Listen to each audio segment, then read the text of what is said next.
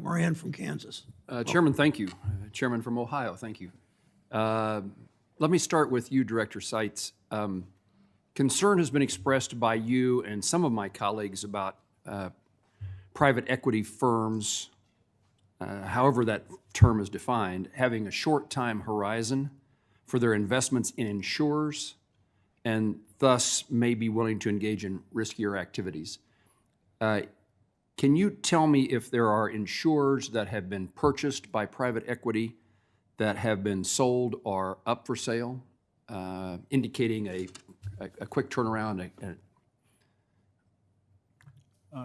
No, thank you, Senator. It's an issue that we are closely monitoring, particularly over the last, I think as Commissioner Brain mentioned, we've seen an increase in activity over the last several years in this area, and particularly for certain blocks of business, and it's an area that we're continuing to monitor. The question, though, was, are there examples of where insurance companies purchased by private equity are then in a short fashion sold? No, I mean, I don't want to speak to any specific transactions, but I think generally what we've seen is they are not, making those types of movements that you described. Thank you.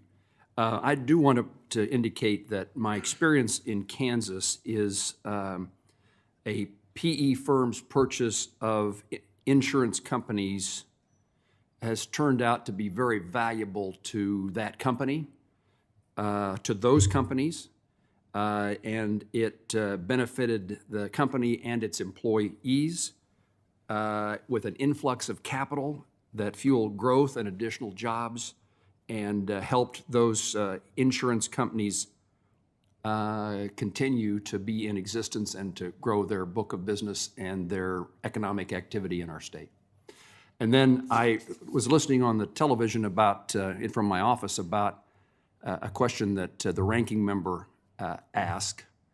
It does seem to me this administration is determined to import financial regulations and capital standards from Europe as quickly or as pervasive as they can.